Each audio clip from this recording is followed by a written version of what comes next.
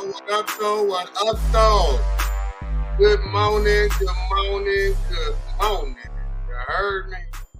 Welcome, everybody, back to the round table, you dig, where serious conversations happen. You heard what I'm saying? We back, you heard me? Listen, episode 1, season 2 was cracking, you dig? Cracking, all the way cracking, you heard me? We had a little bit of sound difficulties, right? We had some sound difficulties. We worked that out when we got towards the end, you did. A lot of people loved the show. Everybody made comments about the sound. So I already understand. I already know we got it fixed and we ready to go. You heard me? Rep. Let's talk about episode 1, man. We talked about a couple things, man. We started off the show with introduction to my guest panel. You know what I mean? Shout out to all my members of my guest panel. You know what I'm talking about? Mr. Cowboy, OB, Miss Tennessee, Miss My Love, Miss CC, Mr. Ray Sun from Fifth Element. You know what I'm talking about? Shout out to all our sponsors. You know what I'm talking about? Crown Music, Naughty Dots, AMG, Fifth Element Hip Hop, Wild Graphics. You know what I'm talking about? And it's the Crown Radio, you dig? And Crown Republic Entertainment LLC. You know, we in this thing, man. Episode 1, we talked about the Brittany Griner situation. You know what I mean? We really went into that. Miss Bamai came and gave us a sip of tea. You dig what I'm talking about? A little sip of tea, you heard me. We even discussed the Roe versus Wade thing. I mean, a very highly sought after topic right now, especially in every community that I'm in. Everybody's talking about it, you know what I mean? So definitely something that we discussed. We came back with What's the Word? You know what I'm talking about? What's the Word with Mr. Ray Sun? You know what I'm saying? He dropped a little knowledge on us about the picking cotton in schools. A school did a picking cotton assignment, which was really kind of blew my mind. Like, you did what? You know what I'm talking about? Like, that's unbelievable. That's crazy. Then we came back. Topic number 3, episode 1 was the school shootings. We discussed the school shootings and how that worked out, why we got so many, and, you know what I mean, all of that there. You know what I mean, we kind of went into depth on that and kind of really talked about why we are one of the only countries, you know what I'm talking about, that's, you know, it's crazy here, man. It's like 70% more shootings in schools here in America than it is anywhere else. And the closest country to us is like 13%, some shit like that. Like, that's unbelievable. You heard me? Listen, we got to work on that. We got to do better, man. We got to start with ourselves and then get into our communities, get into our community service, because we got to change that. That's unbelievable. I get it. You know what I mean? I'm all for the right to bear arms, but I ain't for the right to bear arms in somebody's school. You know what I'm talking about? We talk about teachers policing the hallways and the students and how that we don't think that's a good idea and how that probably going to lead to something else. You understand? That's probably going to lead to somebody somewhere talking about, hey, a teacher somewhere done shot somebody because the kid made them feel threatened. You already know what I'm talking about. You feel me? And lastly, we ended the show with sports talk with my man OB. OB brought up the KD situation. Joshua getting beat up on, you know what I'm talking about? And that boy from San Francisco, Dropperlow, why is he still on the 49ers? Why they didn't trade that dude? And how the hell did they just give him a new contract to be the backup? That's crazy. I don't even understand how they gave this man a contract to be the backup. I mean, his contract is unbelievable. I probably would be the backup for how much they paid him. You know what I'm talking about? They paid that dude. I would probably go sit down and help that young man play too if they gave me, what was it, like 19 million? They gave him like 19 million, 16 million? 16 million to sit on the bench? Shit. I bring my seat warmer. I'm talking about my jacket, you know what I'm saying? I'm talking about my hand warmer. I would write down the plays for that fool and tell him every play, you did great, brother. What I make a mistake? You did everything good, brother. For 19 million? Boy, stop playing with me, bro. I'll be the best backup quarterback in the history of backup quarterbacks. You heard me? I ain't playing with you. Yeah, you dig. That's our recap from episode 1, man. It's going up. I try to tell y'all we talking. If you didn't come to talk today, then you shouldn't be on this show, because we're going to definitely bring you some conversation. We're going to stretch the line a little bit. We're going to even talk about some things that you probably say we shouldn't talk about, but we don't give a damn. We're going to talk about it. You heard me? Hopefully you pick up on it. You dig on it. You keep subscribing. You keep liking. You pay attention to this podcast, because to me, it's one of the best podcasts out right now, just to put it out there like that. You know what I'm saying? No disrespect to nobody else, but my panel is live. We have major discussions, and we always keep it unscripted, talk about what's on the agenda, and it comes straight from our opinionated opinion. You know what I'm talking about? And we highly opinionated around here. I'm just trying to tell you. You did. So look, let me go ahead and start the show, season 2, episode 2. Let me welcome everybody for coming in. Appreciate y'all for chiming in. Check this out. This is a little something that I want to do, and I'm going to try to do it every show with y'all, but this is the, you know what I'm saying, a little segment that I'm going to call the WTF. You know what I'm talking about? This is WTF with Rand Black. You heard me? WTF. Before we get to the WTF, let me bring on my panel, bring everybody in. You know what I'm talking about? My special guests. You know what I mean? I'm going to start up with the ladies. You know, you got to start with the ladies. Nowadays, it's kind of crazy because now they say it can't be ladies first because that's sexist. I don't even know how that's sexist when it's supposed to be ladies first. You know what I'm talking about? But all of a sudden, because of this equal rights thing, it's like, can't be ladies first. You can't even hold the door for a lady now. She like, I got it. You don't got to hold the door for me. Fuck you doing? Oh, my bad. Excuse me. I thought I was being a gentleman, but can't even be a gentleman no more. But we're going to get into that too. You know what I'm talking about? Because we got some topics for your ass today. You heard me? Let me first bring in one of our special guests. Somebody been riding with Crown Republic for the duration of since we started. You know what I'm talking about? Bringing in my sissy. You know what I'm talking about? What up, sis? Miss Tennessee. What's happening with it, sis? How you doing this morning? Another one of them longevity type Crown Republic members, you know what I'm talking about? Somebody been with us for the duration of this thing, you know what I'm talking about? Good morning. Miss CC. What up, Miss CC? What's up, everybody? Hey, you know what I'm talking about? The last lady in the group, you know what I'm talking about? A great friend of mine. Somebody with a great mind, you know what I'm talking about? I could tell that her mind is great because she got a big ass head, you know what I'm talking about? So her mind got to be big and full of a lot of knowledge, you know what I'm talking about? My homegirl, one of the most sophisticated, deep thinking people that I know, you heard me? Miss Mai, what up, lady? How are you today? What's up? Hey, you did. Next coming to the stage. Hey, wait a minute. Hold on. For some reason, I can't hear now. Oh, then you messed up. You know what I'm talking about? I'm going to need you to mute so we can keep it pushing. Hold on. Shout out to my Brody I'm about to bring on next, my guy, you know what I'm talking about? One of the coolest dudes I know, man. Super business head, man. Loves his basketball, you know what I'm talking about? Shout out to my Brody from the KY, you know what I'm talking about? OB, what up, bro? What's good? Hello, everybody. What up, though? Hey, one of my, chill, I wouldn't even say an idol, just somebody I looked to up as a kid, one of my big homies, man. Somebody to me that's just really putting down for Las Vegas right now in this hip-hop business, you know what I mean? Fifth Element's own, my man Ray Sun. What up, though, Brody? What it do? Top of the morning, man. You dig.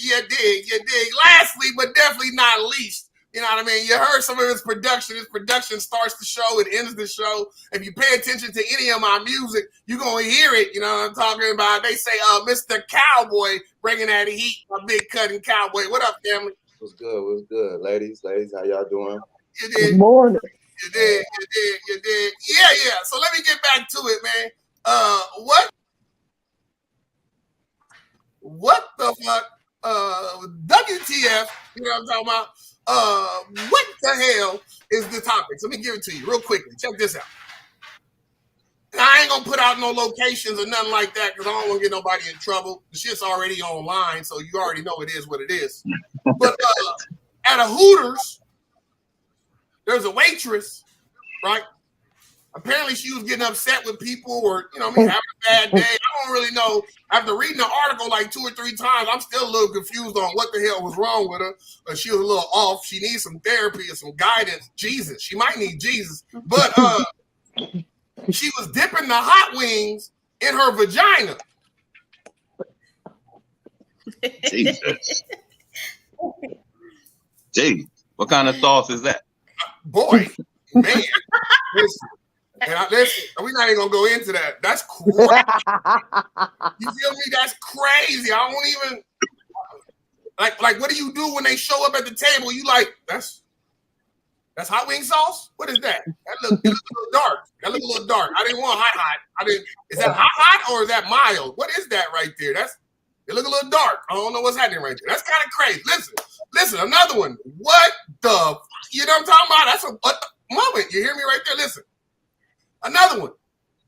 A man gets tested for COVID and it comes back that he's got COVID, HIV, and monkeypox.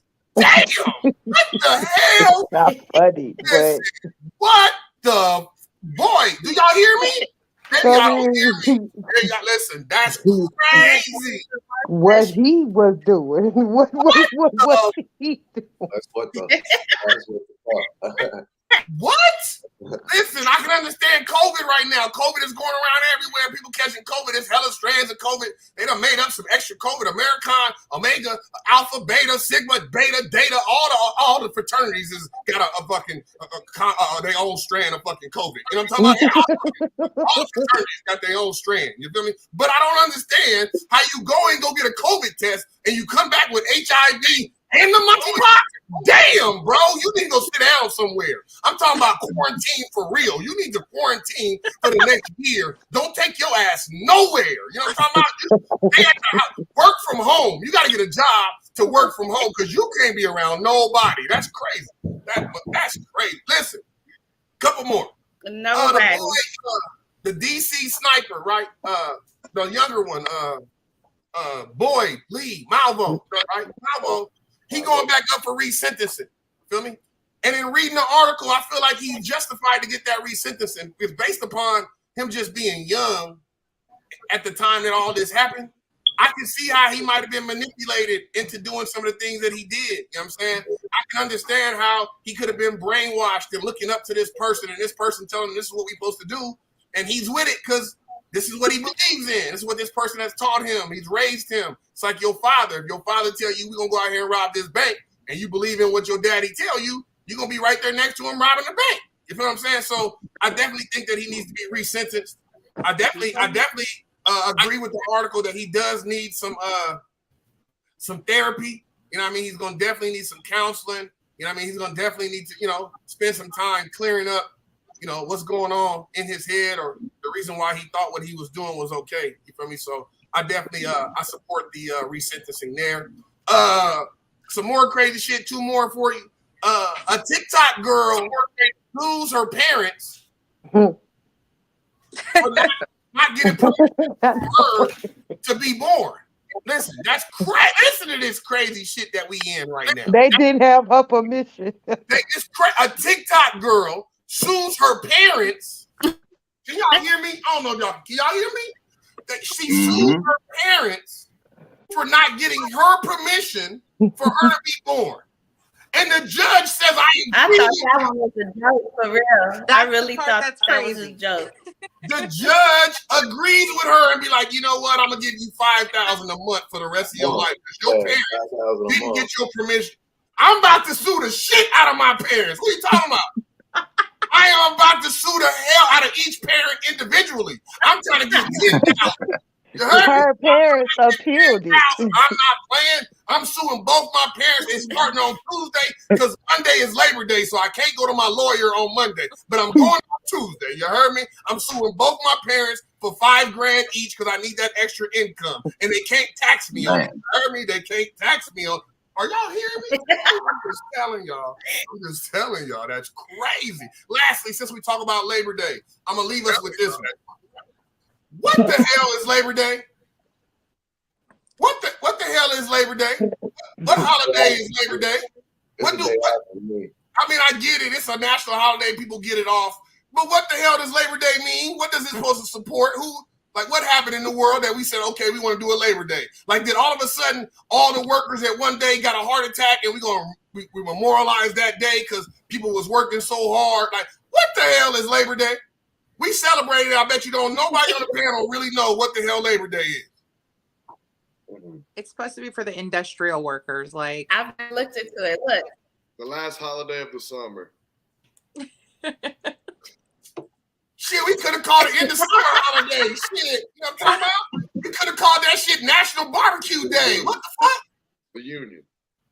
The reunion day, right? Everybody got to have their family reunion on this weekend. That'd have been a colder one. That would have been the best holiday ever. That would have been every park in the city of everywhere would have been packed with people having family reunions. Listen, T-shirt companies would have went up this weekend. You heard me? Hey, can I give you the definition of Labor Day? Come on, bro. Says observed the first Monday in September. Labor Day is an annual celebration of the social and economic achievements of American workers. The holiday is rooted in the late 19th century when labor activists pushed for a federal holiday to recognize the many contributions workers have made to America's strength, prosperity, and well-being. Hold on, y'all. Excuse me for a minute. Okay. What the hell? What the hell? Then give me a break. Give me one of them checks or something. You know what I'm talking about? That's crazy. This is crazy. It's starting to echo a little bit. You got it. Let me see. It's crazy. It don't make no sense. We got some comments.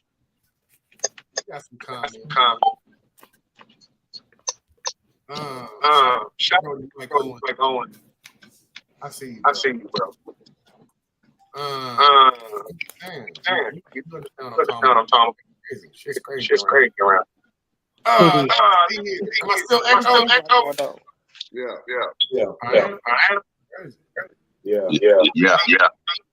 Everybody. I just changed it. You shouldn't be echoing. Yeah. Change what they got going on. Check your settings, please. Check your settings, please. Make sure the audio is on echo cancellation, please.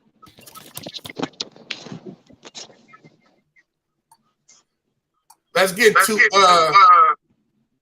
topic one today. Let's get to topic one today.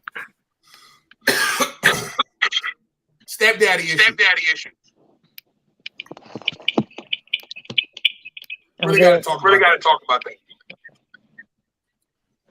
And let's talk about the issues and really talk about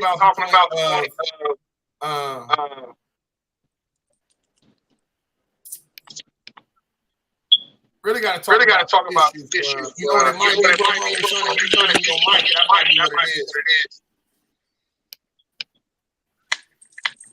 Let me go back. Stepdaddy issue. Let's talk about. And I'm gonna go to the ladies first. Let's talk about ladies. If you date a dude, right? Let's talk about. And while you date a dude, you got kids.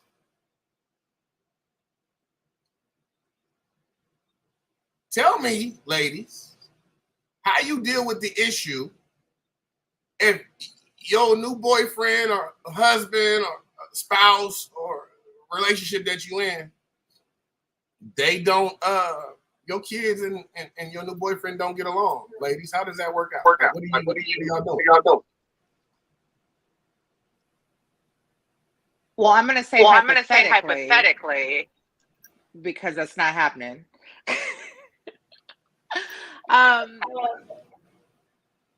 Actually, let me spin it this way, because I was a stepmom and I didn't get along with my stepdaughter.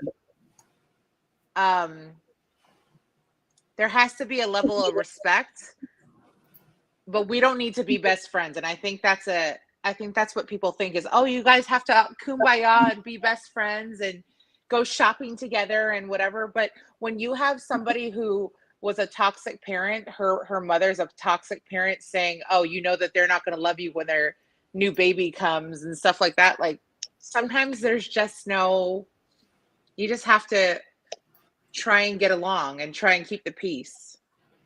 But I don't know. That's a hard one. That's a hard one. CC backed out for a minute.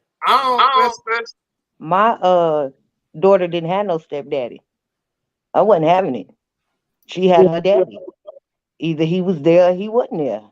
And it wasn't no disrespect or me keeping her from him. I just didn't feel the need to have another man that I wasn't married to be a stepdaddy. So my daughter didn't have one. She had her daddy. That's it. Is it okay? For me as a woman to have a boyfriend be the stepdaddy? I mean, is that even a purpose?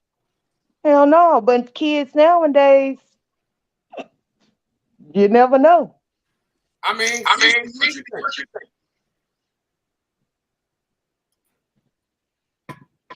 think? Guess you hear me? It looked like your mic is mute. There you go. This is a major. I don't know if y'all can hear me. Mine is echoing like real bad. Yeah, you echoing. You gotta check your settings. It's a major topic. You feel me? It's topic. I'll go to the guy. When me as a woman, that is she has kids. One of my major is the discipline. Bro. Now, if you don't want me to get kids, that's cool. Feel me? I have no problem with that. None. But I do. If we talking about, I'm gonna be with you. I'm living with you. We spend a lot of time together, and your kids is acting out or doing something that I feel like is not respectable to what is right for your kid or for us as a group. I'm gonna speak on it. Now, I may not correct your son or your child. I might bring it to you. You feel me? And talk to you about it. And hopefully, if we are a strong couple, then you don't get in your feelings because I'm talking to you about your kids, because I feel like we should be able to do that. You feel me? But if we can't, then that's where I get a little in my feelings about the relationship, because we should be able to have that conversation. And we should be able to talk about, hey, listen, this is my role, and this is how you want me to deal with your kids. And have that discussion early on in the relationship so that when we get to spending time with your kids, we both have an understanding of how that discipline goes with your kids. Now, give me a minute, panel.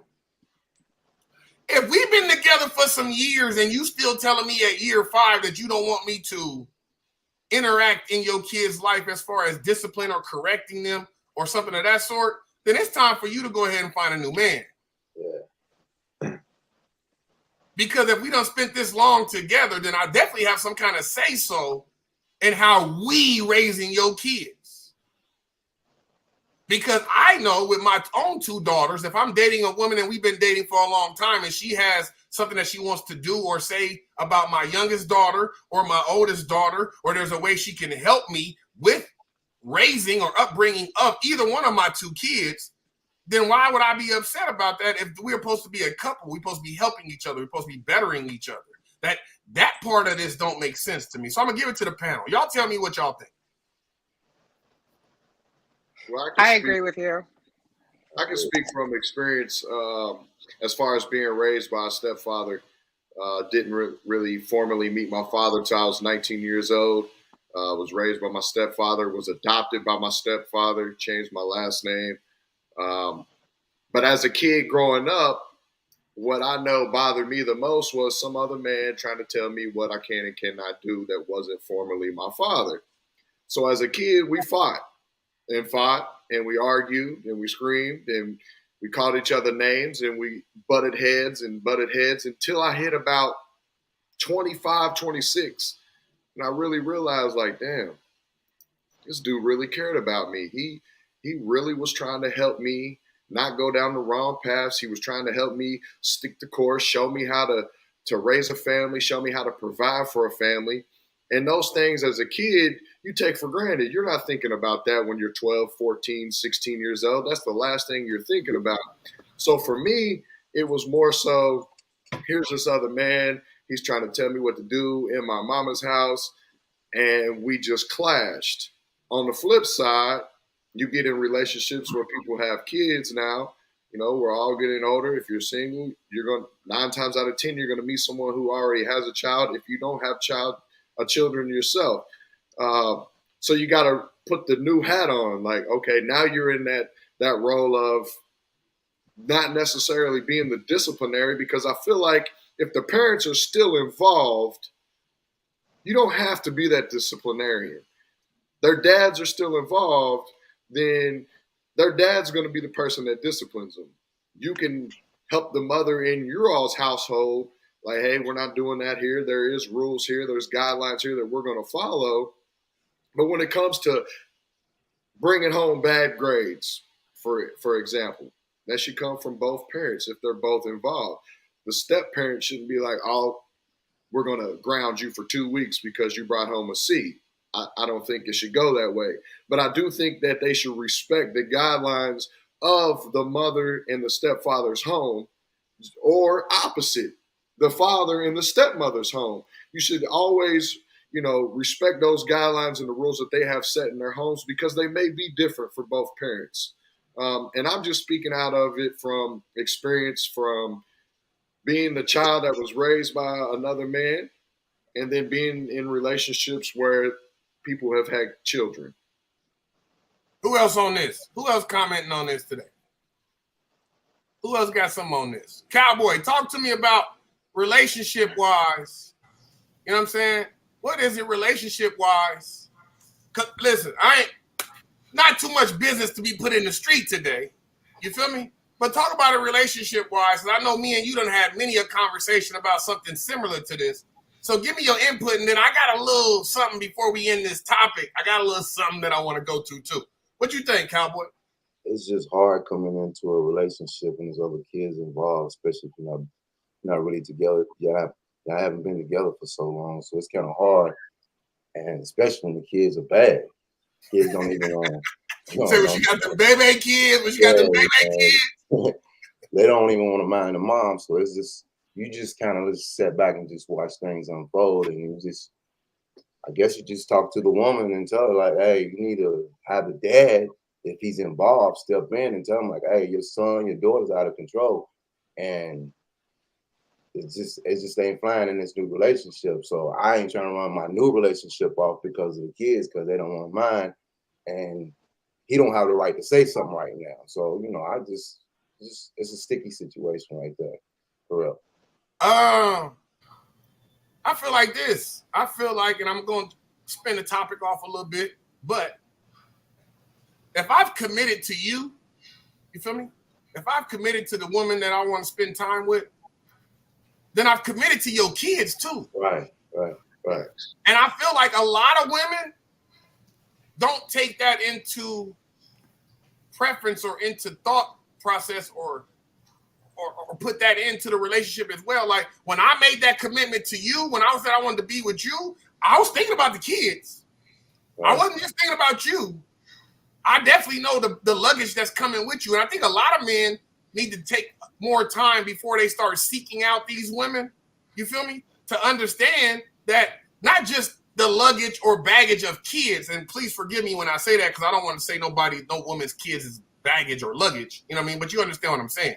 You feel me? But also, a lot of women, especially single women with kids, are dealing with PTS, or what is it? PST.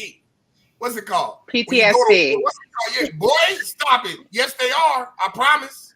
You feel me? Some dude somewhere else done did something real foul to this woman, and this woman is still dealing with the consequences of dealing with that shit. And she brings it to every relationship. It don't matter if you not that dude. She's still looking at you like you are that dude, because I've been hurt or manipulated or bamboozled or fooled or played or treated a certain kind of way by the last dude I was with, and probably the dude before that. And the real god-awful part about it is a lot of these women meet men, tell these men about shit that they've been through, and that fool do the exact same shit to them.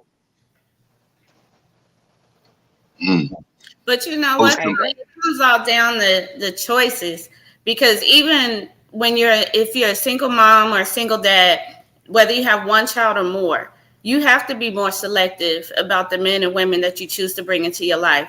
And before you even introduce them to your kids, that's where the dating aspect is more important, because you need to spend more time getting to know somebody. Here's another question. What is enough time? How long is enough time before you introduce your kids to your significant other? For me, I process. You know, my son is 16, but I've been off and on, you know, in the dating world recently within this past, I want to say maybe 6 months.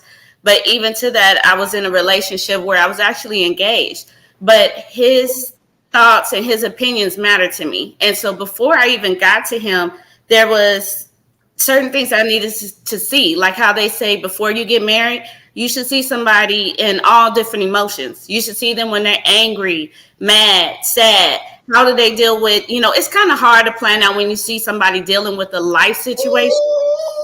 How do you see them with all of these situations, or just life itself, you know, when a problem comes up and arise, you know, how's their relationship with their family? You know, is it a man that has other children? There's so many different things. So it's not like a specific time frame, but there's just certain things that as a man or a woman, you should be able to see and be able to say, okay, I can actually trust this person in my child's life. And then and this is just me, other people may have different ways that they go about it, but I say, okay, if I can trust you in my child's life, then I can trust and know that you're going to talk to them correctly. You know, you're going to be in my child's life in a good way. Because even when I start that transition, my son plays 2 sports. He's football and track, and he's been football since the age of 9. So once I finally start bringing you into the picture, if you can't show up to football games, if you can't, you know, start coming around and stuff like that in that sense, or when you're around him, including him or conversations, or even before you even meet him, if you can't think about him before you meet him, those are things to me that it doesn't mean that you're a bad person, but you're just not up to my speed. I dig that. Yeah. Now, I don't know. Listen, I ain't going to go there. Let me sneak in this topic, because I was about to go somewhere else, because CC, me and you was just in the same boat, so I'm going to leave that alone. You know what I'm talking about? Yeah. Yeah, I'm going to leave that all the way alone. You feel me? Last part of this topic. And I'm so dead ass serious about this. Forgive me if any ladies get offended, but this is just how I feel. Real business. And I feel like most men feel this way. Maybe not, but when it come to me, I definitely feel this way. If I'm dating you, we spending time, I'm helping you with your kids. I'm trying to spend time with your kids. I'm bringing my kids around. I'm bringing my grandkids around. We doing family functions. My friends and family is coming to meet you. All of that there, right? Control your baby daddy. Yes.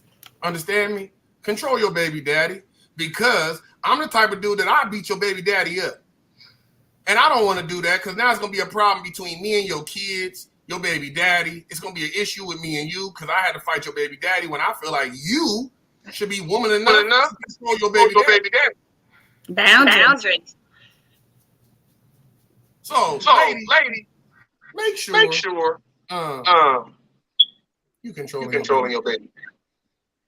No. Like I'm not clowning.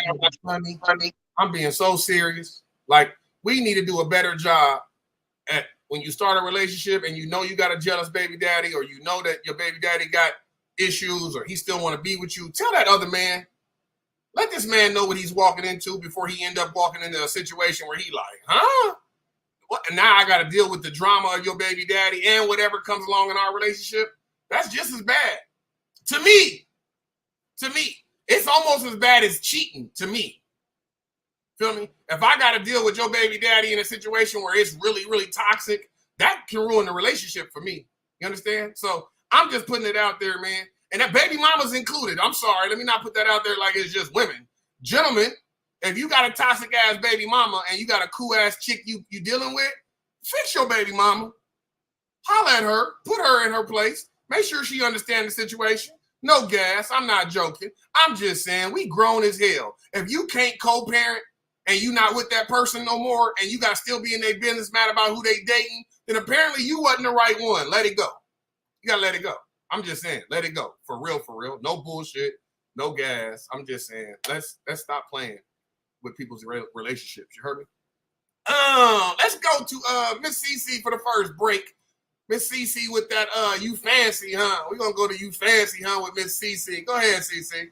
Man, let me tell you, people out here getting fancy, okay? Come on. So first thing first, something that's good for just minorities. Well, actually, it's not just minorities.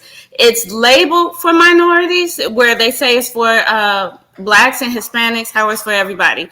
Bank of America, they are now offering a zero down mortgage. And so they actually, where they allocated $15 billion into this program to be able to help with a zero down, zero down and zero closing, for mortgages and stuff for people. And so it's $15 billion that they're going to use for this program until May of 2027. And so it's called the Community Affordable Loan Solution. And it's something that we can all say it's been a long time coming. And it's a good thing, for everybody. So there are some requirements, where people are like, okay, can it be just anybody? It can be anybody. However, you do have to have some requirements that's there. And so it's based off of income and the location that you're in. And so they're not doing it off a credit score, and they're not requiring mortgage insurance. So it is the zero down, the zero closing costs, and it's to help members of predominantly the minority community in order to buy their first home. So you do have to be a first-time home buyer. And then in the requirements for you to be able to do that, you have to be able to show that you have paid, and here's like the big old thing where this starts to eliminate a lot of people. The kicker, here comes the kicker. Here comes the kicker. You would have had to pay, been able to show that you pay rent, utilities, your phone, insurance payments, all on time. So that's where it separates a lot of people, because when you also think about the minority community, you can often think about the low income community. And so if you're low income, from time to time, you got to kind of spread bills out. You may be late on one while you cover another one and then come into something else. So, however, that is the part that does separate you from being able to get approved for it or not. And then, so they did also say that you do not have to be a minority. So although this program was started to be able to help Black and Hispanics, they are saying that you do not have to be a minority in order to apply for the program. So it's actually something that's really good. And if you meet those requirements, you have to just be able to also complete, it's called a home buyer certification course. And for that, you go to the housing counseling partners that are approved by Bank of America, which is also through the Housing Department of Urban Development. So when you go through that, you pull that up, you do the certificate. If you meet the requirements, it's worth applying for. And if it's your first time home, this is worth doing, because you can actually get into it once again for zero down, zero closing costs. And there's no limit on the property, the cost of the property. So because they use your income, they use that to determine how much you can qualify for. So if your income is up there and you meet all these other requirements, you could be looking at being able to buy yourself a pretty decent home, for the first time.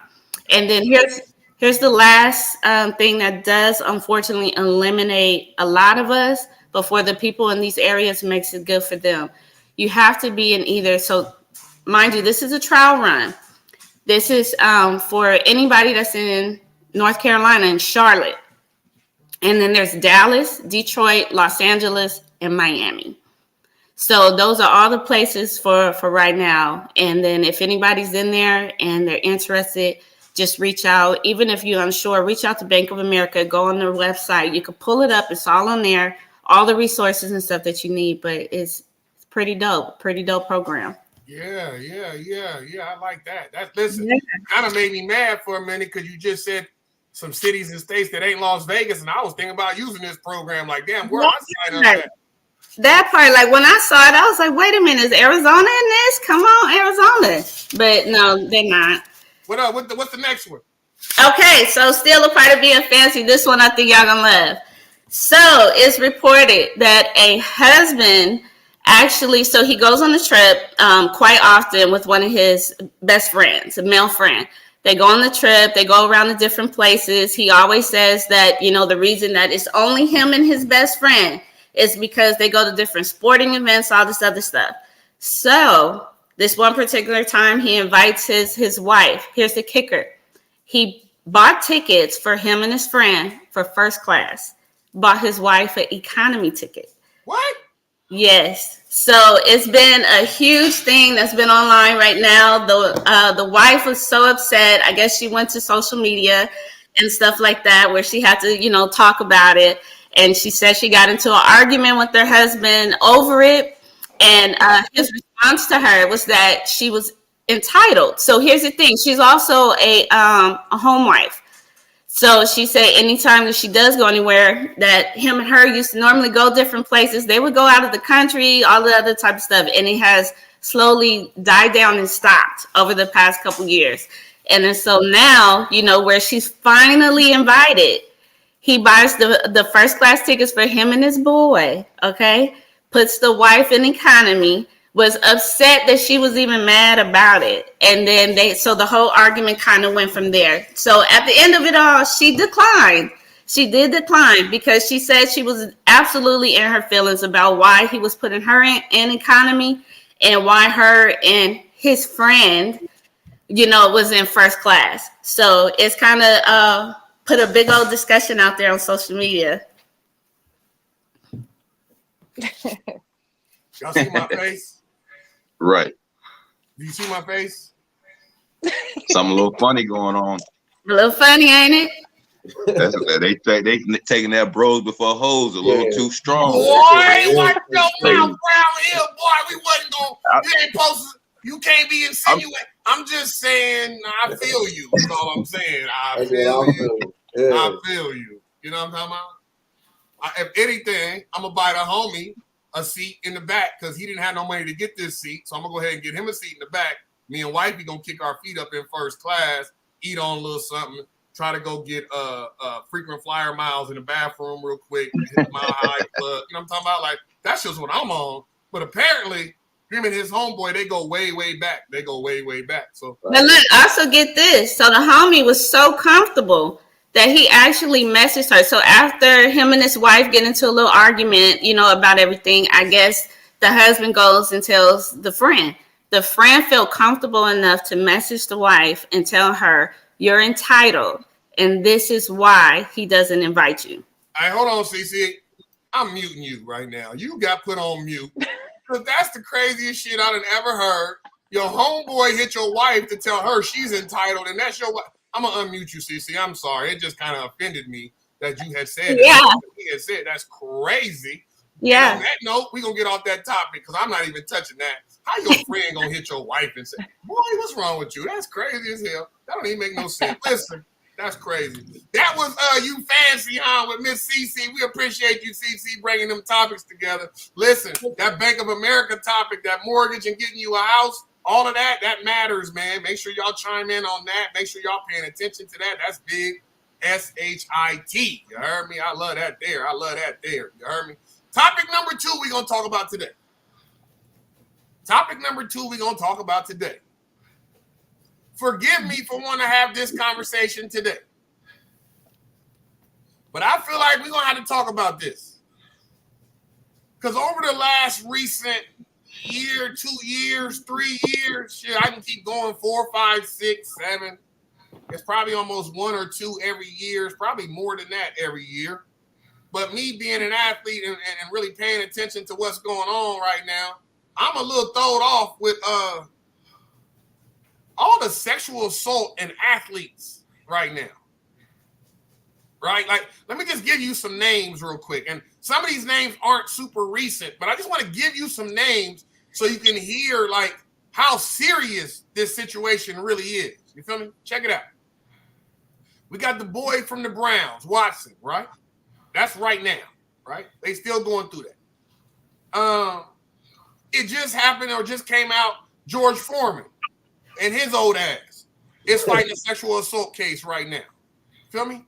let's just go back a little bit more and rest in peace to the guy. And I don't like speaking on dead people, but facts is facts and factual is factual.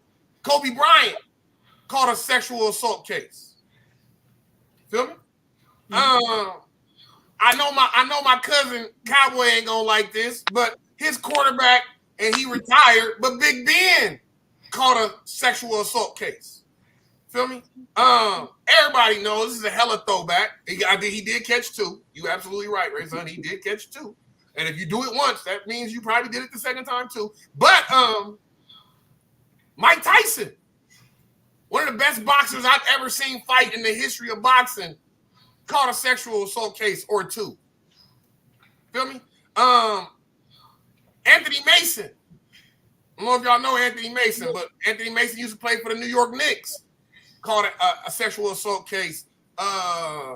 Eddie Johnson, Fast Eddie Johnson, played basketball long time ago. Caught a sexual assault case. Mel Hall played baseball. Sexual assault case. Lawrence Taylor, hella long. I'm going back. I'm just giving y'all. I could have made a super list. There's just a couple that I wrote down. Lawrence Taylor, sexual assault case. Feel me? Mike McBain, played hockey. Sexual assault case. Right? So in doing my research for this topic over the week, I was really like baffled as a former athlete myself, as a teacher now, as a former college student athlete, as a former professional and trying to make it in the NFL. It really baffled me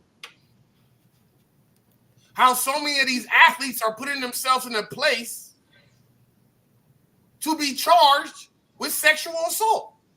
Now, let me pause the conversation because I can hear fans right now chiming in and being like, Black, that sounds a little one-sided.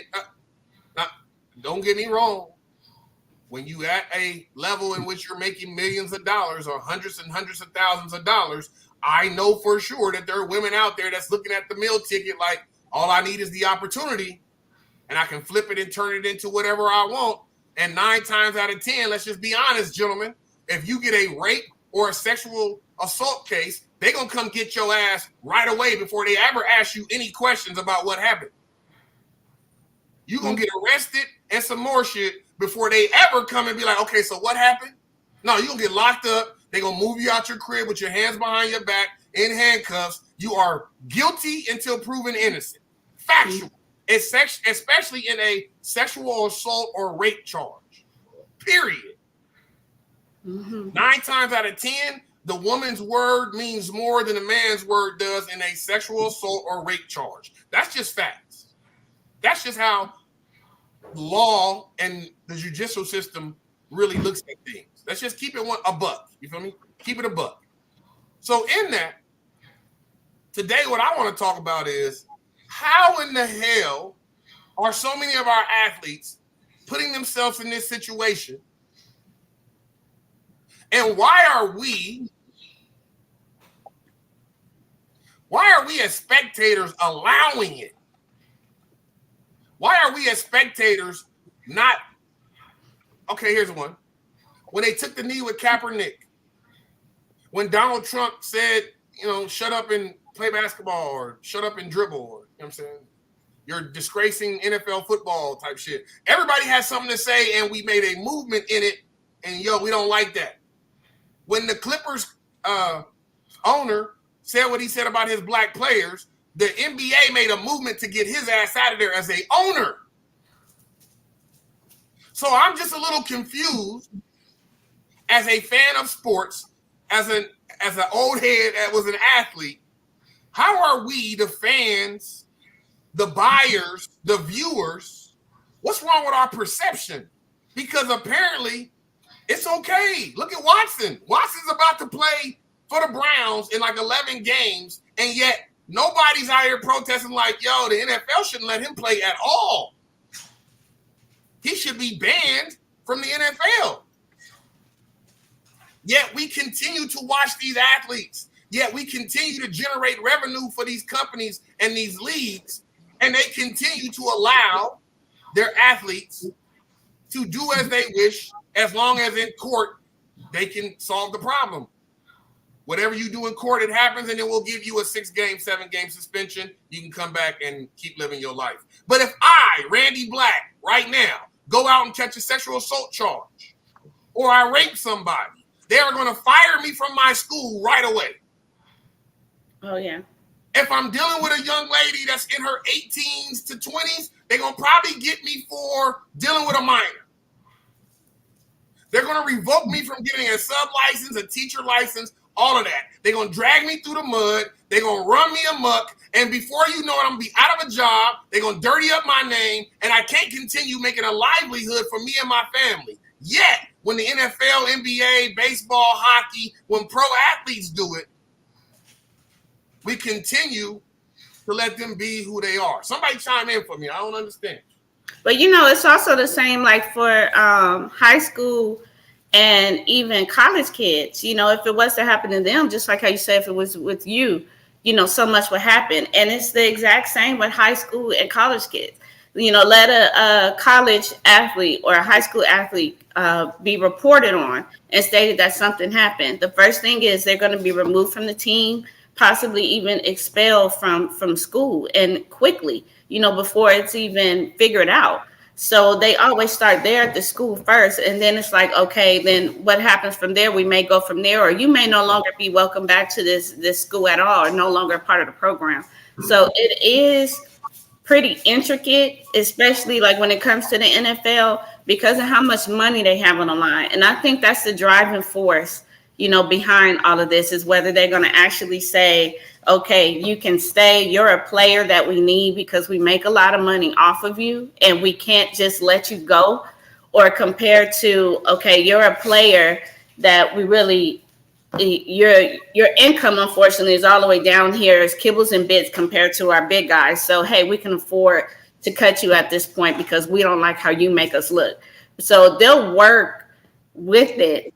And it doesn't make it good and it doesn't make it bad because it's so many different things that you got to look at, you know, because it even takes you, which is a different topic, but even down to the fact that sometimes some of these men are drugged through all of this and accused and having to pay fines and removed from games, their whole life changed, you know, and turned upside down just for years later for a young lady to say, you know, I'm sorry, you know, you know, and so it's so many different things that come into it. But from the business aspect, and it's something that I tell my son all the time, NFL, when it comes to sports, all of that type of stuff, it's a business. So they're going to make decisions based off of whatever is going to keep money in their pockets. If it starts taking money out of their pockets, now if they start losing endorsements, you know, where people and the people who are endorsing this person starts making a big fuss about it, that's when they pennies gonna get in a bunch, and they're gonna actually start saying, "Uh-oh, hold on, call the lawyers, figure this out." But if it wasn't for that, I don't really see them making too much of a big move on that. It'll hurt their pockets. What you think, OB? Yeah, I've actually had to deal with this working in college athletics before. I'm not going to say no names. I want to protect everybody's identity, but I did have a guy who got accused of sexually assault / rape. Within 48 hours, he was taken out of the university, no longer on our team. A few hours later, he was headed back to where he was from. He's actually now playing professional in Canada, actually going to represent the Canadian team in the upcoming World Cup games. So, you know, it was an accusation that never came through to anything. Just seemed like it was a girl who was upset at her ex-boyfriend, did something that she probably wished she didn't do, and then try to find an outlet to how can I save myself, maybe get back with my ex-boyfriend, which I'm not saying that always happens, but it happens. Now, when you're talking 40 women like Deshaun Watson, we talked last episode, that's a huge difference than just one person. 40 people ain't going to continue saying the same thing if you didn't do it. However, going off what CC said, you know, people are looking at you in a limelight. And when you're running a business such as Roger Goodell, because a lot of those names ran was NFL players, a couple of basketball players, a hockey player, so a lot of collision sports. So Yeah. they forget the mental part of it. You know, these guys are taking clash after clash after clash since 5 years old, 6 years old. Now they're 30 years old. We really don't know everything that's going on with their brain and the way that they're operating and thinking. Not saying to defend those guys, and it makes it right, but we still got to look into their mental to see, like, you know, how healthy are they in their brain? You know, how many concussions have they had that may have caused and triggered some things that these guys used to never do, especially Deshaun Watson. You know, he had a tough time with his mother. She had mouth cancer. She lost her tongue. She can't speak. You know, it's one of his best friends is his mother. He's always been there for her, and for him to turn around and do some things to some women, you know, is different. But my question for you all is, and this might ruffle some feathers, but to me, we have a domestic violence case in NFL, you're automatically removed. What's the difference between domestically abusing someone or sexually assaulting / rape? To me, it's the same level of punishment. It should be, because one, okay, you physically hurt someone, but secondly, you've sexually assaulted someone. You've went into what we call the temple when we're talking about someone's body and have taken over and taken something that wasn't yours, nor was it consentful to give to you. What do y'all think about that? I agree. I agree too. Both are horrible. You know, we talk about this, Chris, and you already know I agree. But domestically, domestic abuse, you're automatically removed from the league. But if you sexually assault someone, we'll sign you to another contract, suspend you, and give you a chance to play. Stipulations. Mm-hmm. Stipulations and perception. Mm-hmm. Perception says, and you can't get back in the league because you took a knee to the flag. But if you sexually assault our women, you can still play. Perception and stipulations, brother. That's exactly what it is. That's exactly why I asked the question today. Because to me, none of it makes sense. Mm-hmm. None of it makes sense to me. And I say again, I'm not here to knock nobody. I'm just here to speak factual facts. I just want to talk about real information and what's really going on in our world today and what kids are seeing, how your future NFL stars are viewing what's going on right now. If he did that and got away with it, boy, wait till I get there. Mm-hmm. They're not going to be able to touch me. Ain't nothing they're going to be able to do to me when I make enough money. When you got things like LeBron James where, and again, I'm not downing anybody, but this is where the world has come. When you have somebody like LeBron James where every team he goes to, he has a say-so in how that team is being ran, right? Right. The athletes behind him are looking at that and they're thinking, shit, I want to do the same thing. I want that kind of power. Feel me? So then the owners are starting to get afraid now, like, yo, if we continue to let these athletes do what they're doing, what's the next generation of athlete going to do? Right? So that's all I'm saying when it comes to sexual assault. I'm not disagreeing with you at all, OB. I definitely believe that abuse, sexual assault, rape, all of it is one and the same. You feel me? It's all, listen, rape with your wife is still rape if she say no. Right. You understand me? Rape with your wife is still rape if she say no. You can't be like, oh, that's my wife. She got to give it to me. If she say no, it's still rape. You just raped your wife, brother. You feel me? So I just be a little confused that if we are allowing these things, and we have for generations upon, this is just a short list. Like, bro, I looked this up, bro. The list is so long and detailed, it's crazy. And before we get off this topic, a lot of these sexual assaults are with minors. I'm not even going to go into that, bro. I don't want to put out, but you can clearly look it up. Just like I Googled it, you know what I'm saying? Let me give you the background so that you can go look it up yourself. Go look at the history of athletes catching sexual assaults. Google it. It's a whole article with well over 30 or 40 athletes. And I would say 60% of them are with minors. sexual assault on a minor. Now, I ain't to each his own. If you like what you like, that's weird to me. I'm grown as hell. I like grown women. Feel me? Me and a homie was talking last night. He's 52. He's dating an 18-year-old. What? I don't even know how that worked. But if you think about it, sometimes it's over control. You know, some people like to feel like they have that control, so they go younger, and then they can manipulate and cool. Listen, train their minds. So then that's when they can get over on people. None of that don't matter to me when you talk about sexual assault. I don't give a damn how old they are, what kind of power you want to have, or none of that. Don't nobody give you that kind of power that you can sexually assault. I'm talking. Listen, we're not gonna go into that. But I'm telling you, even in these prisons, like not even in these prisons, like it's a whole lot that me and the homie talked about the other night where I was like, damn, this sexual assault shit goes way further than just athletes and sports. Oh yeah. You feel me? This shit is going on everywhere, in homes, in prisons, in schools, in churches. Like, we're not even gonna go there, but I'm just saying the crazy part to me is if we've been allowing this as a society, as a company, being the NFL or Major League Baseball or whatever it is, if we've been allowing it this long, then how do you prevent it in the future is the question that we really have today. And that's really the topic that people that are fans and listeners and people viewing us really think about that. Because the question goes out to y'all too. You know what I mean? Not just to my panel, but us as people that are eating this up. Like we love football season. Everybody loves football season. You know what I mean? The tailgating, the football game, Monday night games, Thanksgiving, Christmas. Like, come on, man. Everybody in America love football.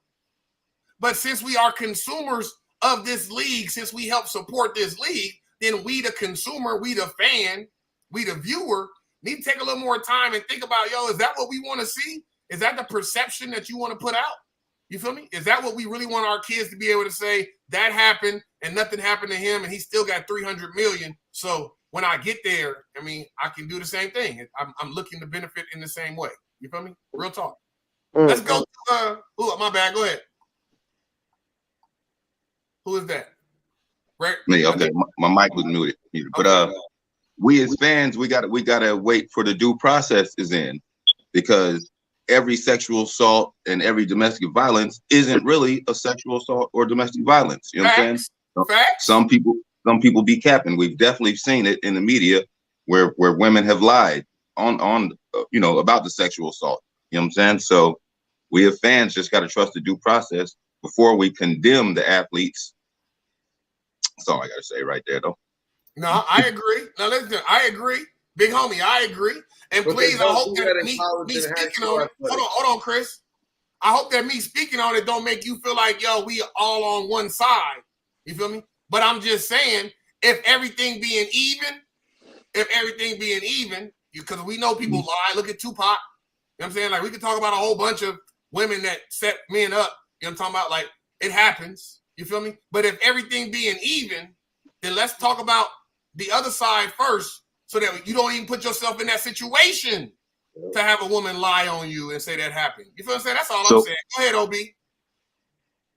I was just saying to Ray's son that, we got to let, the court system do their due diligence. But however, when it comes to a high school athlete or a college athlete that's in that circumstances, the colleges are not waiting around for that. If you're representing their school and you've been accused, not proven, that you are involved in a sexual assault or a rape, you are going to be removed within hours. Right. Factual. I got it. Factual. Let's move on. Move on. Hey, great topic. I appreciate y'all. That's a great topic, man. Something that needs to be spoke about. We're going to go to what you need to know in hip-hop right now with Mr. Cowboy. What you need to know in hip-hop with Mr. Cowboy. What up, Cowboy? It's good. As we all know, two of the biggest names in hip-hop right now is fighting a RICO charge in Atlanta. And it stems to murder, attempted murder, robbery on celebrities at that, and just a lot of drug cases, and they're using evidence as their lyrics. And I just want to ask the panel, should that be allowed in court? It depends. To certain extents, it should be. If you're in a hip hop beef with another artist, right? And I'm just speaking on the Young Thug situation and the YFN Lucci situation. YFN Lucci's mom was shot at or shot or something like that, and Young Thug comes back and makes a song talking about we shot at your mom. Right. That's almost like you're putting yourself in danger right there. That man's mom got shot at. You're in a beef with him, and then you put in a song talking about it. So, when does common sense come into play? You don't talk about crimes that's going on, that's happening right now. So should they be used? In some situations, yeah. In others, no. It just depends on what the lyrics is and what they're looking for. And we all my know opinion. When the feds step in, they got a 90% conviction case. So the strong cases and strong indictments that they got on Young Thug and Gunna and 27 other members of their associates, and they aiming at other camps and bigger name artists in music right now. I don't want to say no names, but it's big, man, and they're using their lyrics as evidence on all cases, and these guys really are telling on themselves for real. They telling on themselves in all their lyrics.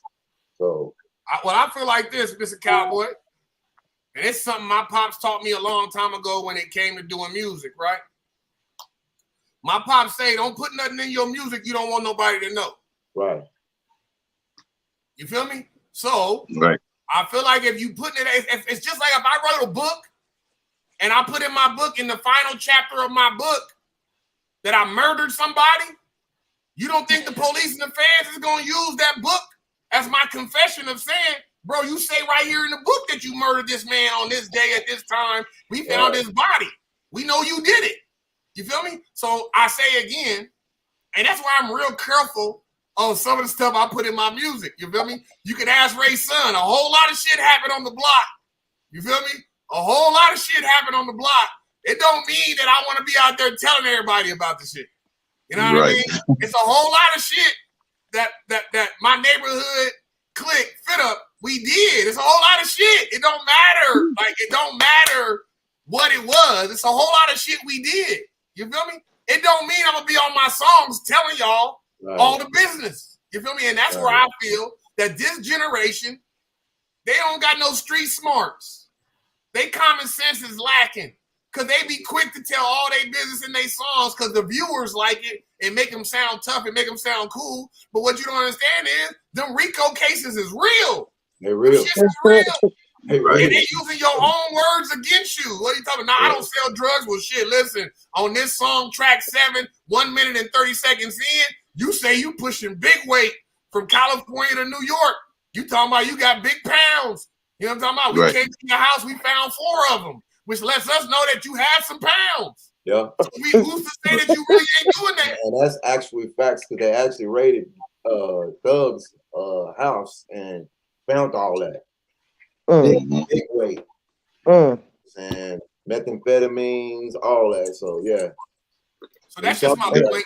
Yeah, that's just my point in it, Cowboy. That part, you know what I mean? I'm glad you brought this to the table today because it's so many young artists, man, that's the way they rap. That's how these youngsters rap nowadays. They rap telling all their business. They snitching on themselves. Dry snitching like a motherfucker. You know what I'm talking about? Right. Really snitching on themselves. And then they turn around looking at each other like, well, how I catch a case? What's going on? That ain't fair. I got the right. You know what I'm talking about? Freedom of speech. Freedom of speech. No, hey, freedom of speech is real, but it ain't that free. It ain't that free, damn it. You understand? Shit ain't that free. You feel me? What else you got, Cowboy? The DJ Khaled song the guy did. Okay, what about it? What's happening with it? It was a lot of people hitting me up talking about they think that's one of Jay-Z's biggest and dopest verse, one of his top 5s. And honestly, listening to it, I'm starting to believe that. I mean, he hits so many points of his life and just going through the hip hop, era. Like he's still showing everybody he's still the GOAT. So I kind of agree with him.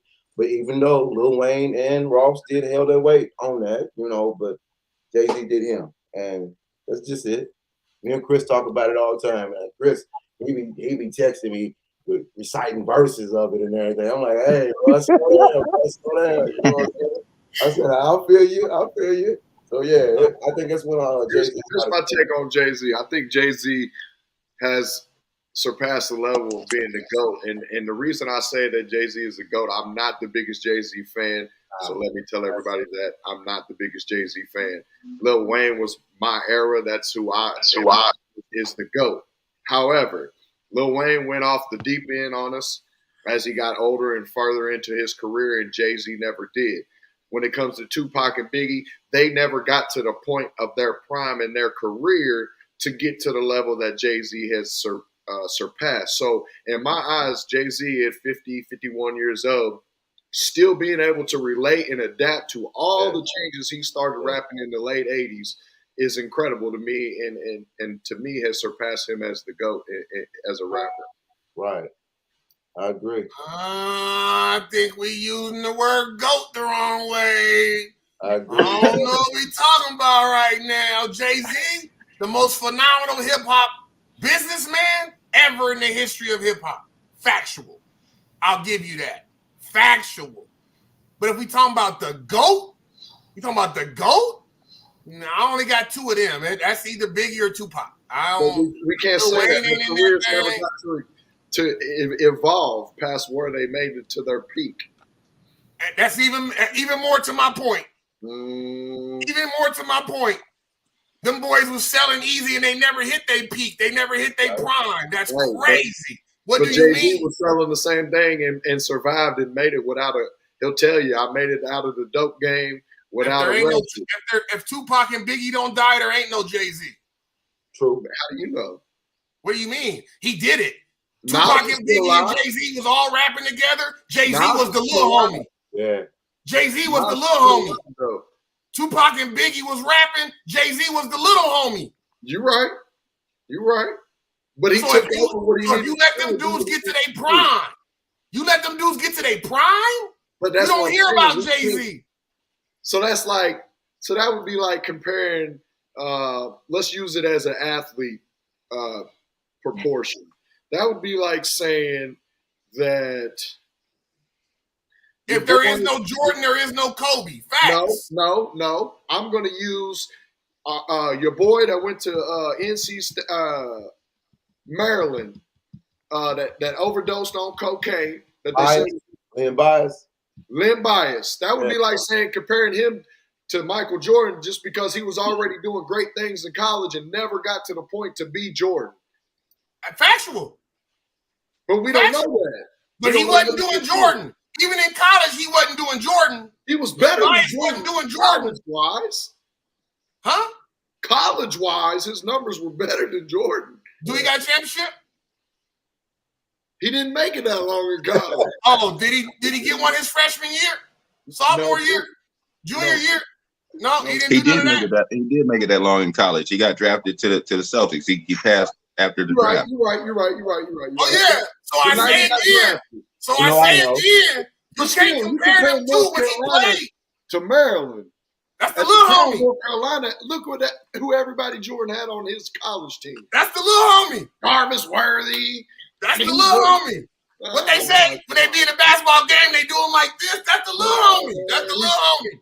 Jay-Z That's the little homie. Boys. And I'm not a Jay-Z fan. That's the little homie. You feel me? But I hear you. Listen, when it comes to the business, bro, when it comes to the business, I am not going to argue with you about that at all to keep it 1,000 with you.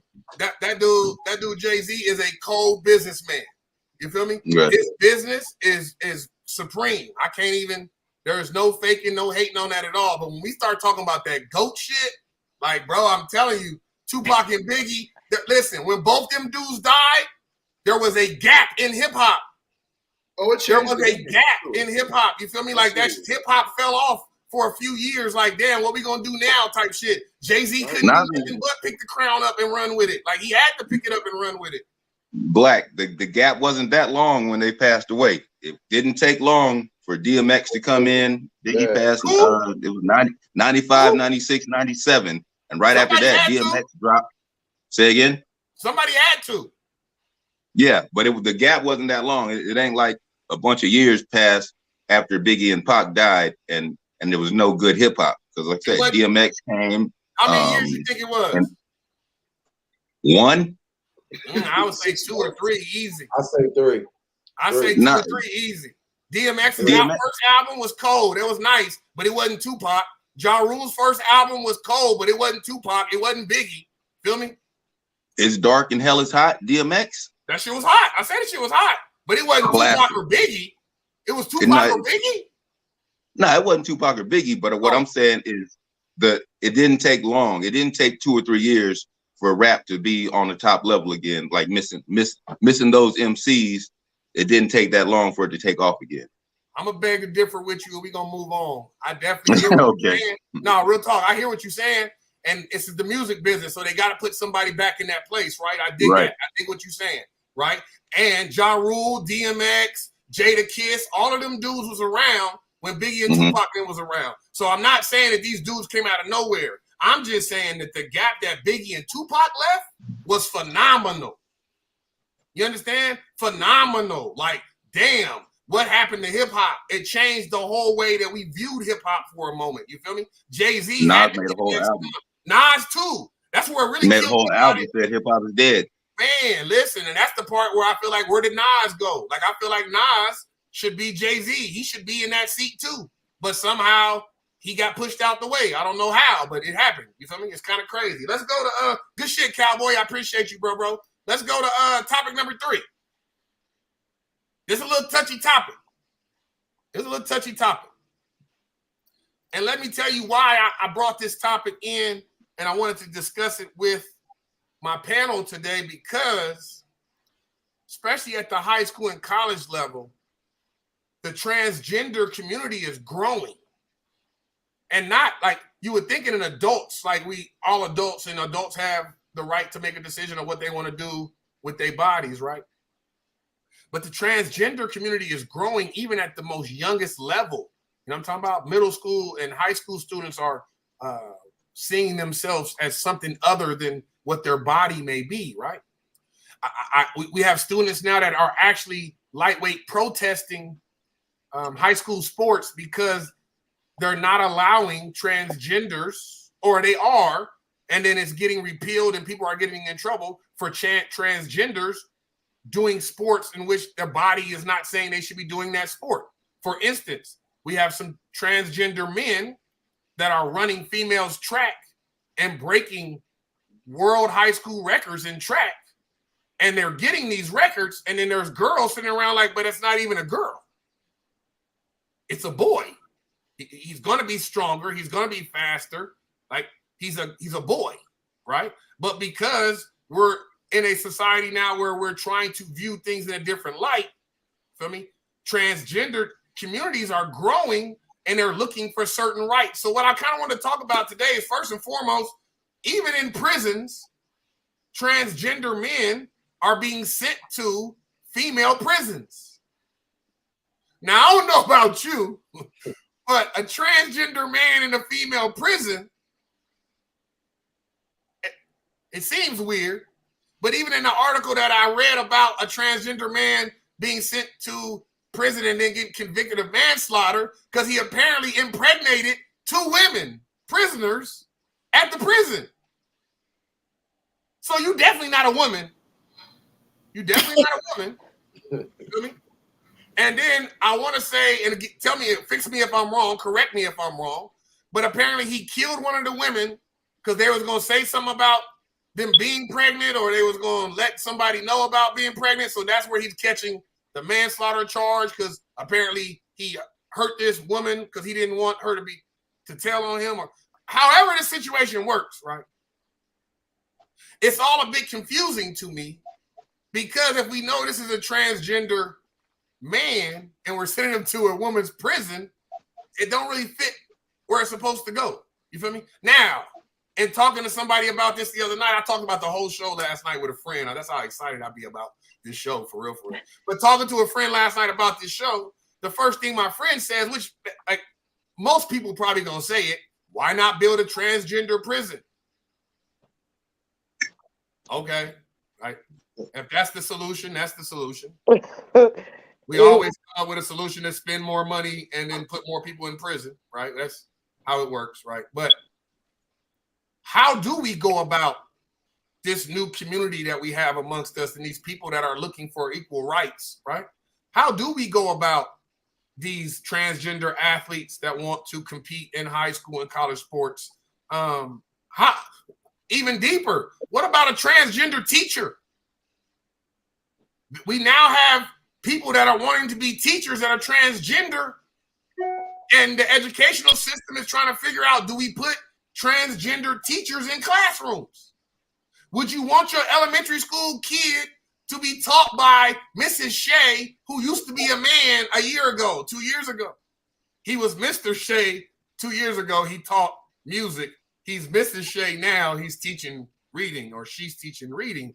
Do you want your child to have to experience that and question you, or question? Would you want your child to be mentored or developed by this transgender person who might tell them something opposite than what you're teaching at home?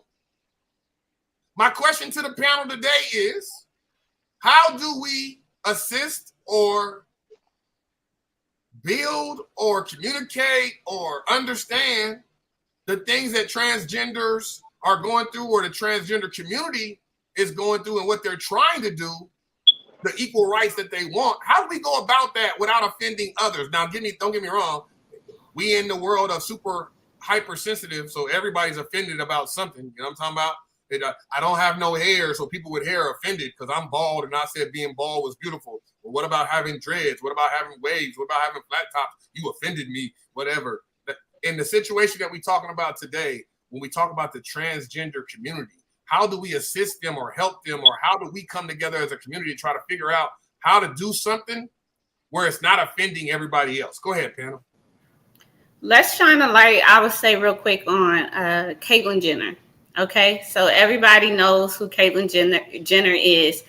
And to start off as an Olympic gold medalist, a man, he has even stated himself as a very public transgender that he does not think that it is okay for transgenders to compete in their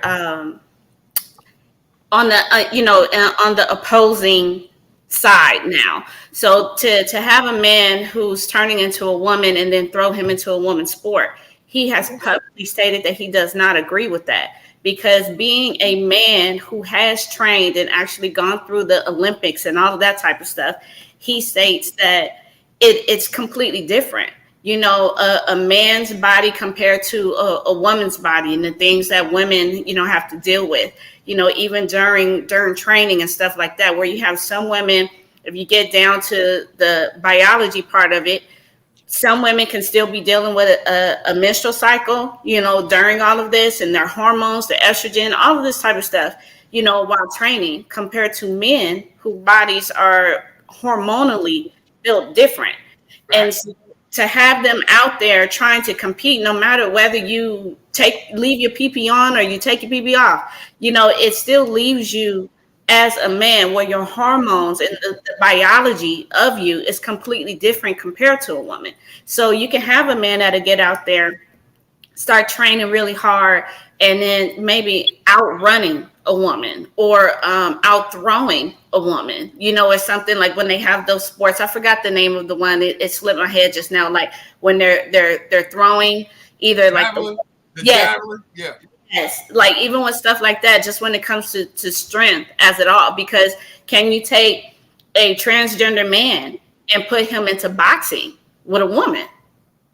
Because then you talk about and stuff of it. So it's like I support the community, I support the people, but it is very hard to where you have to draw some boundaries, because it's just when you take our skin off, when you take off whether we are actually a male or a female, and you look at us from internally out, we are different. Right. So it's like, how do you still, just because you decide to, change your hair, you decide instead of going from, masculine features, you want feminine features, how do you just all of a sudden input yourself in what would be now a woman's sport, or a woman now trying to input herself into a men's sport. Like, then how do you balance that out? So that's the hard part. But Caitlyn Jenner definitely touches on that and says that she does not agree with it. And being from somebody who has gone from the bottom to the top, you know, when it came to athletic training, Facts. it's like she's living it. So if you have somebody who's living it and have been through all of that, talking about, you know, no, I don't think that's right. That is somebody who's actually earned, you know, a gold medal. And her whole process and how she did it and everything that she went through from the fact of identity crisis, all of that is actually even on Netflix now, where you're able to sit down and watch and listen to everything that he started off with having problems with, and then now had to transition over to who he is today as a she. So, what you think, Ray Son? Ray Son, what you think? I'm a little torn just with the whole conversation, as when you're talking about the teachers and what I want a transgender teaching my son or my daughter. Like, I don't have a problem with transgenders, but when it comes to the classroom and they get to and they might start teaching their value, which is not my value, then I might have a real problem with it. So I don't know. It's a real touchy subject.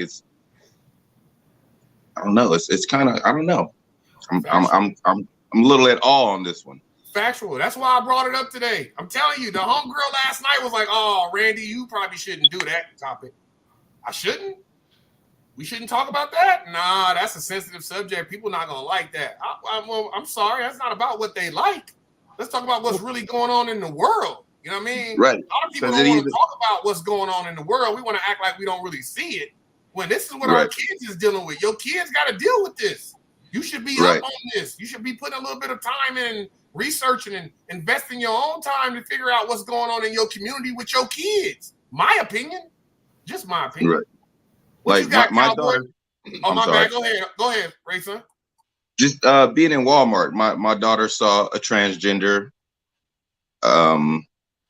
male, female. He was a male, obviously, in his face, but he had on. You could tell he embodied a female character, but he had a mustache. He had a beard. So my daughter's like, "Dad, what? You know, that man has on a dress and lipstick." I'm just like, "Yeah, babe, that's the world we live in today." So it's a real touchy subject of how to deal with it, how to teach your kids. Mm-hmm. But hey, love is love. Teach them love and teach them the correct way. Facts. What you got, Cowboy? I stay in my lane, Randy, man. I don't go on that subject, bro. I stay in my lane, bro. OB, you got something? Yeah, I got a little something, man. I just think, to each his own. Everyone, should 100% be able to make their own decisions on what they claim to be, their sexual preferences, if they like men, if they like women. I think that should be, 100% your choice. It's your body, However, I don't think it should be proportioned in the media, in the schools, that we don't even teach our children credit scores and how to apply for loans and how to build your credit score. We'd rather teach them about calculus and transgenders, and we don't teach them about the real roots of Black history or Native American history. We only teach them excerpts of history that we want to be known. But then we want to throw in, a teacher that may be a guy portraying as a woman teaching your child.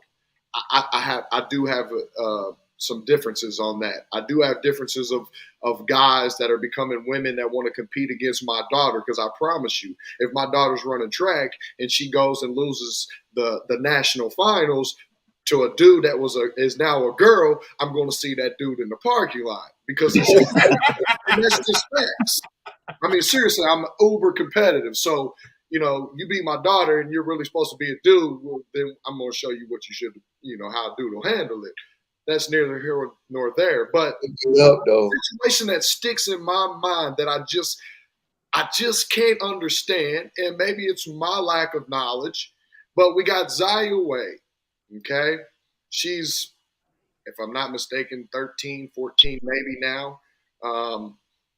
Went from a boy to a girl. Now is dating a girl that wants to be a guy. So basically, you're a man and a girl, and you just swap places, and now she's the girl and he's the man.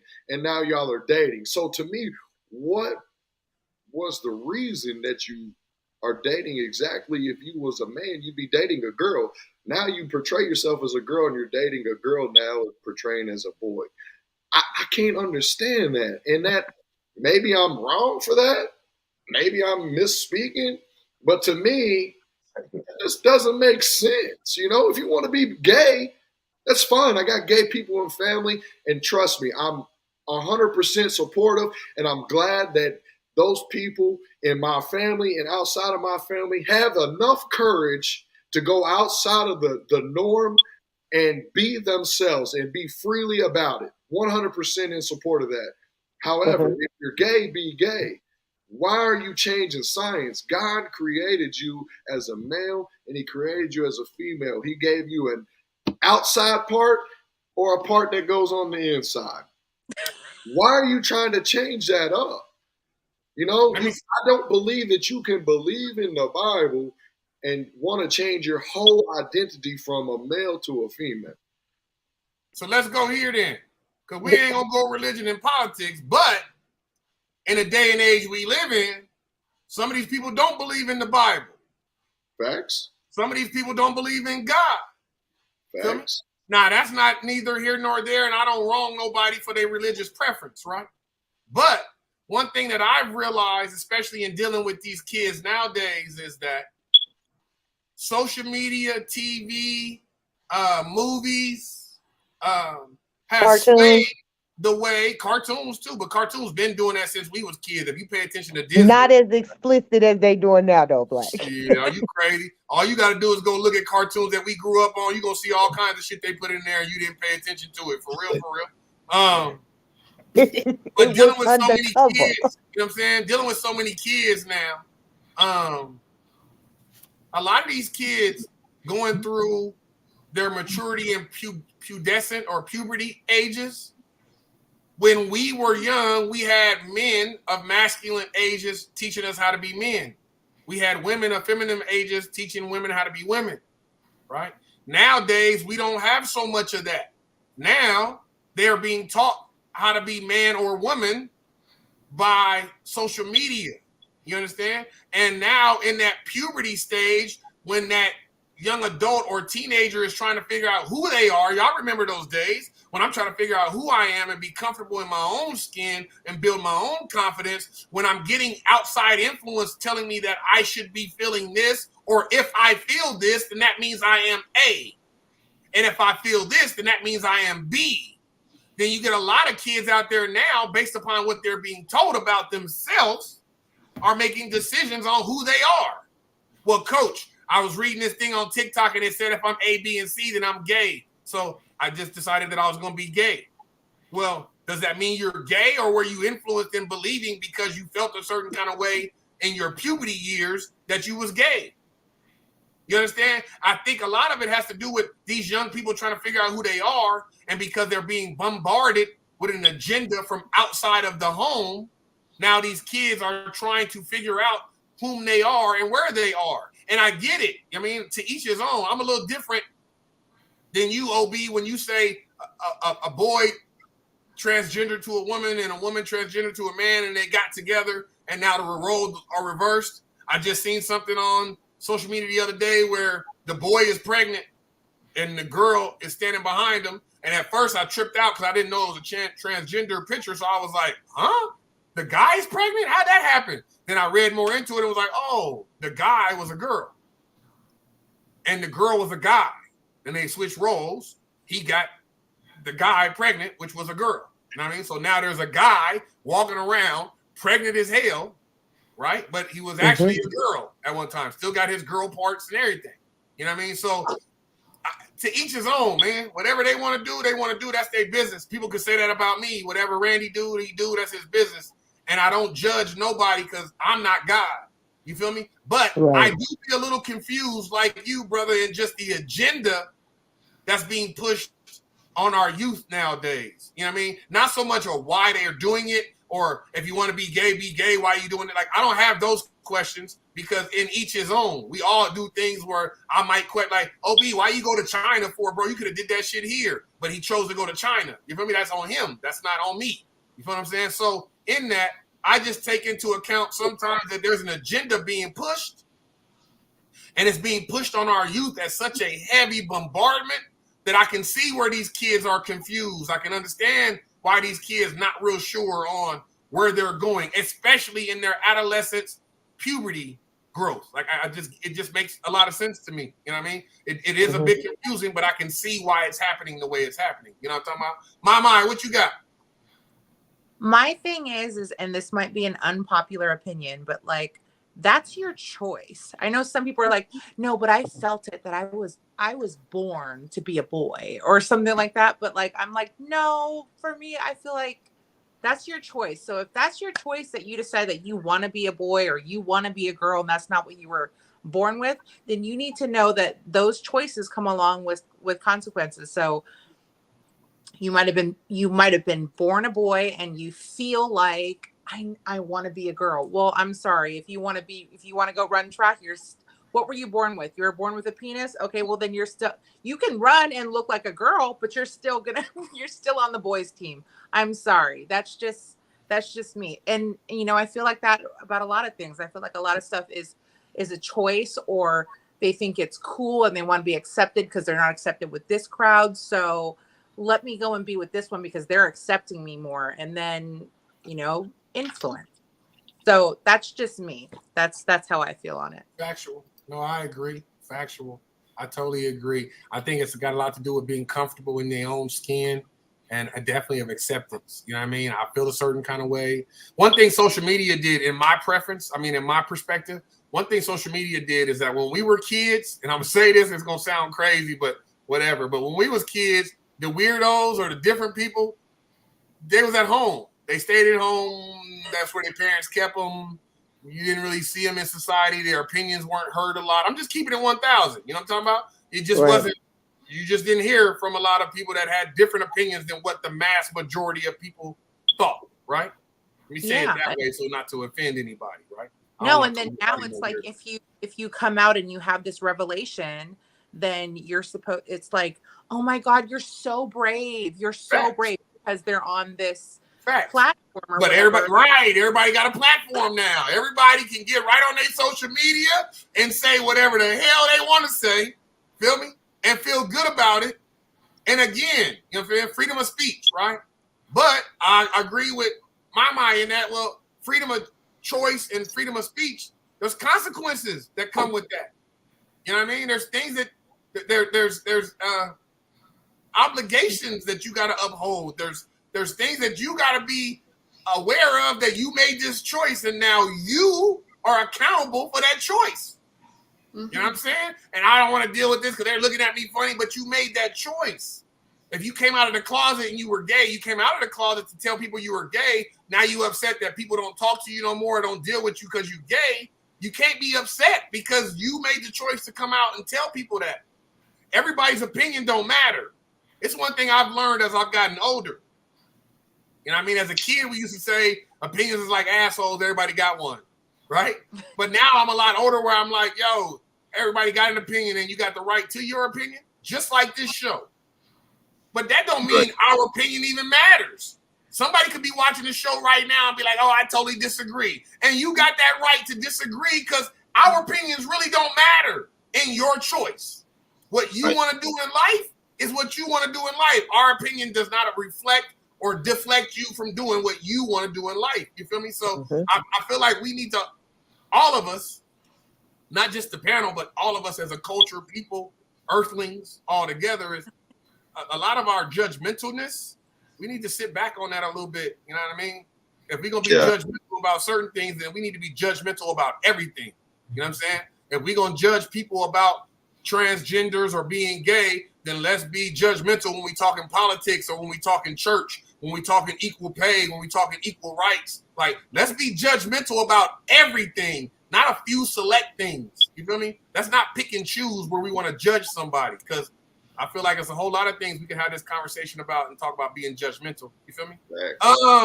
Anybody else got anything on that topic? Anybody else? I do real quick. I think, but the thing is, people should live in their truth, though. So if they're gay, if they're transgender, you should be able to live in your truth. You should be able to walk the streets. You should be able to be employed. However, even though I say it's a difficult task when it comes to teaching your children, but I still say live in your truth. You know what I'm saying? And whatever that be, you're gonna take whatever comes with it, but live in your truth. I agree, bro. I agree. Let's go to the final break. Final break for today gonna be did we say too much with Miss Tennessee? Where'd she go?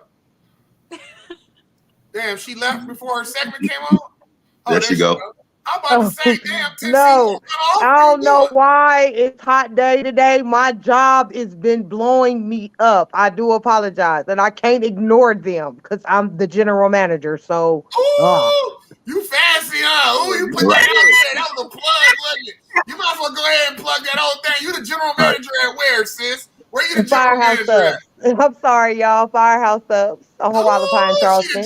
You see how she did that, cowboy? She put that out there like, I can't miss these calls because I'm the general manager. Look, you know what I'm talking about around this thing, you heard me? It's not like that. It's just I gotta make sure the store right. So what we gonna I pray they do not call while we do this. Did we say too much? Let's get it. So what's up? Like, okay, like we have conversations, you know what I'm saying?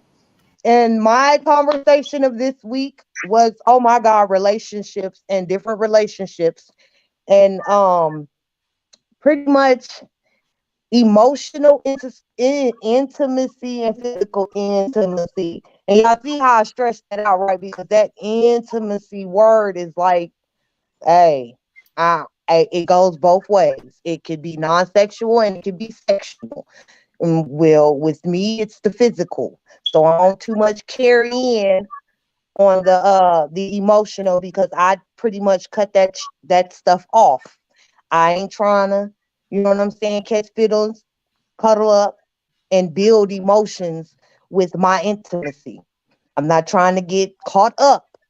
So it was a lot going on. And being that the conversation was not just me being single, it was conversation had with a married couple as well. And again, a lot of people talk to me. They love to talk to me because I'm not going to sugarcoat it. I'm just going to give you my opinion. No, that's because you the general manager, dog. You the general manager.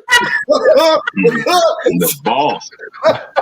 No, it don't be like that all the time. You know what I'm saying? It just really be some real conversations. And I really do have an opinion that most people don't think I would have. And I don't be understanding that. So we gonna let it flow. You feel me? So what you saying in your break today is what? How you separate the physical from the emotional? Well, how I do, yeah. I know. Okay, so I don't cuddle before or after sexual intimacy. That brings emotions. That brings feelings. You start to grow stuff. I'm not trying to grow anything.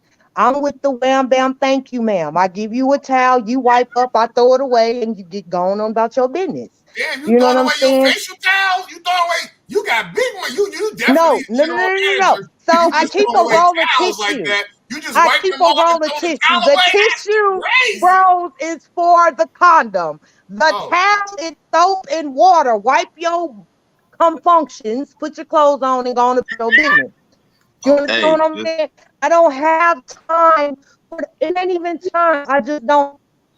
I don't see. I don't vibe. I don't feel that right there. I just and want to be gone. You know what I'm saying? Like, and I don't want nobody to get comfortable with the thought of busting and then laying up with me. I'm sorry. I didn't mean to say it like that. I just didn't know how to say it any clearer. You know what I'm saying? Like, hence why I'm not married, because that was the the conception, or what the word, the conclusion of why I'm where I'm at is because how I feel. Not necessarily, but then they also when I did do the research, it also talked about trust issues. And yes, I do have trust issues. I do. I really do. Hence why I'm single.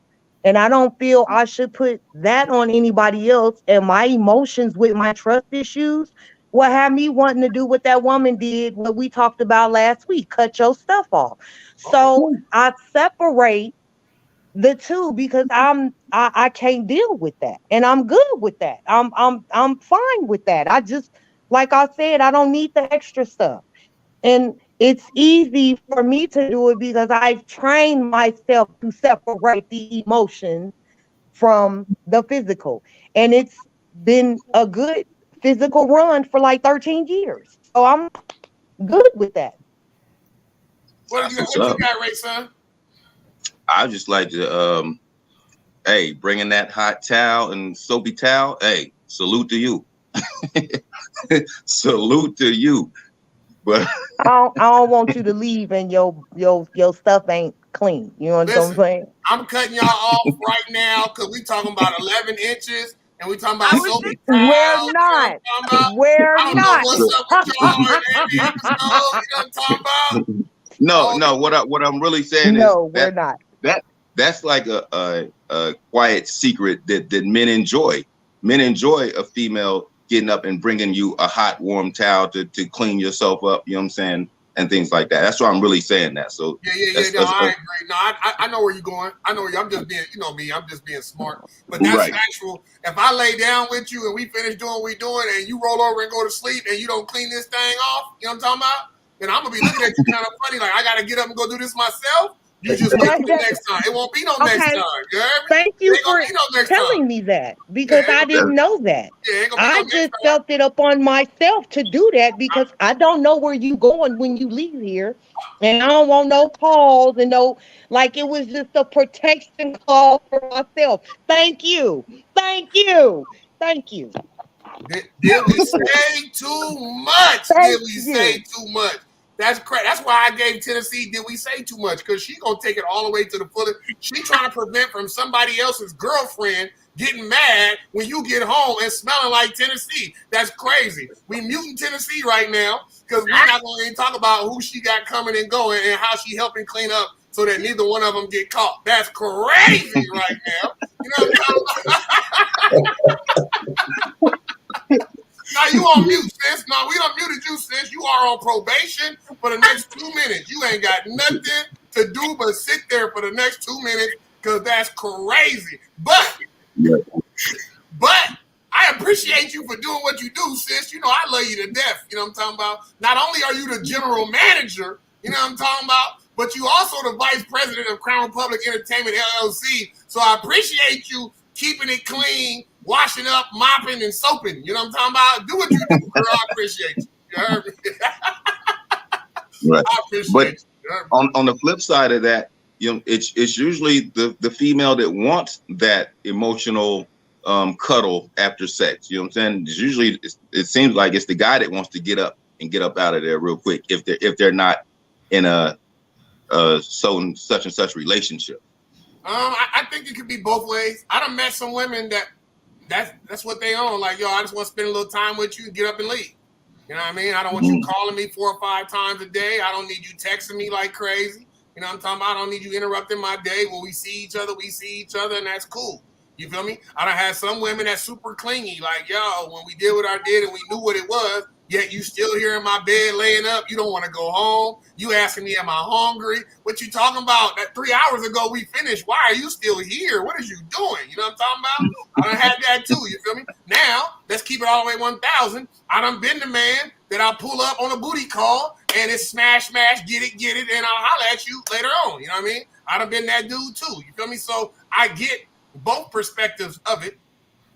And I know in my life, if I'm spending time with you and we cuddle, you know what I'm talking about? We lay up with each other. We lay in the bed after that. We spend a night together. Then it was more than just a booty call. You feel me? It's a lot more than a booty call because you can't lay up over here and it's just a booty call. If it's a booty call, you got to make the call, show up to your appointment, and leave. You know what I'm talking about? It's like a motherfucking massage. You can't hang out at the massage floor after the massage. you got to take your ass home. You know what I'm talking about? I mean, I'm just saying, show up for your appointment. Don't be late. Be on time. Leave your ass up out of here. You know what I'm talking about? I'm not Tennessee, but it might be somebody else coming after you. It's another appointment right after you. You know what I'm talking about? I'm just saying, you never know. You know what I'm talking about? But in that case, you feel me? I definitely agree with you, Ten, that I mean, it ain't always for me, but separation of emotion and physical is a major thing. I'm gonna leave you with this note, something that my mama told me a long time ago.